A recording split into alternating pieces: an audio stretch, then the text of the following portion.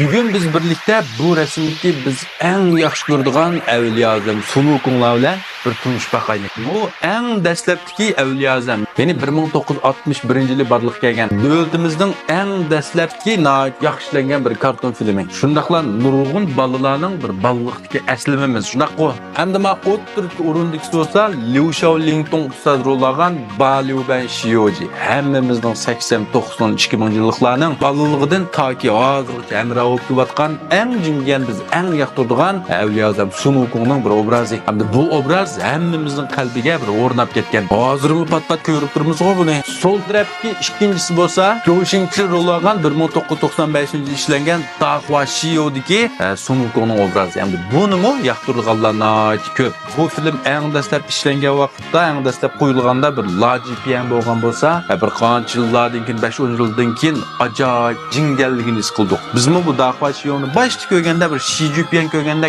kulib turib, kulib chaqchaqlab manda ko'rgan bo'lsak, hozir ko'rsak yig'lab turib ko'ramiz. Shundami? Sizlar bak yoqtirasizlar Dahua Shiodni. Hamda bash Dahua Shiodki Sulukungda yana birisi men Tang Songning obrazi asli asarga texim bakarak yaqinlashgan deb o'ylayman. Chunki asli asar Tang Songmi Baliu Ben Shiojidek undaq nisbat Tang Songmay ashtaqiliq bu kichigarak uruq, kasalcharroq, unikan bak to'liq to'xtamay yaqildigan bak ko't-ko't oshningda mashtaqo, xo'dalik koldi tutib olgan vaqtida yenik ishga alvasli ketchi, tushga chiqindi to'xtamay yaqilib, bichar alvasli chidamay kulib oldigan bir ko'rinish bor. Esinglarda bormi? Sol taraf birinchi o'rindagi bo'lsa 1998-yilda ishlangan Chang Wei-jan rol olgan Maymusha.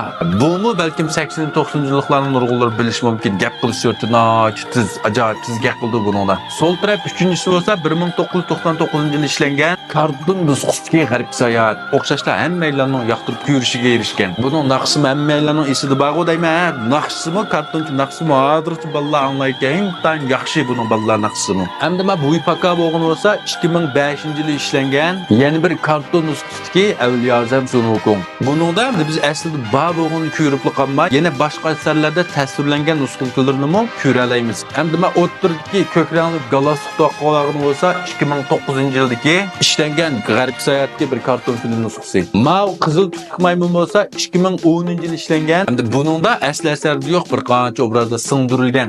Sal o'zining tasavvurini o'tirib qo'yib, uning bilan o'xshash bir yo'l qo'yilgan CCTV'da qo'yilgan Maymusha. Hamda Markaziy televiziya stansiyasi ko'ngil qo'yib yaxshi ishlagan. Qo'yilgandan keyin nurg'un mukofotlarga erishgan. O'ng taraf ikkinchi o'rinlik bo'lsa 2015-yilda ishlangan Avliyo Azamning qaytib kelishidagi Sulukungning obrazi. Bir ko'rishimizga arziydi. Bu film 803 numaraga erishib qolmay, baland kirmi 956 ajoyib yuqori baland kirimga erishgan. Bir qatim ko'rish bekishonlarga tamoman arziydi va o'ng taraf eng chatkisi 2017-yilda ishlangan Shung Binglian filmidagi Avliyo Azamning obrazi. Hamda men o'ttirdik bo'lsa Avliyo Azam oilasining bir yangi a'zosi deyishga bo'ladi. Ya'ni bu bo'lsa zulmatlik Sulukung. U o'ziga xos bir obraz bilan, yangi bir obraz bilan boshqa bir uslub yaratgan. Balki nurg'unlar ko'rib baqqan bo'lishi mumkin buni. Shunami?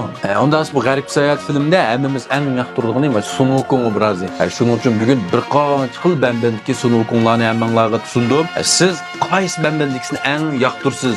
Men degan o'satdan tushib qolgan bandalarim bormi? Birlikda bir piyonlik beqinglar. Mazmun yoqtirgan do'stlar, meni go'njo qo'lishni hargiz unutib qolmanglar. Keyingi sonda taxim qolib bir mazmun so'zlab birma. Rahmat.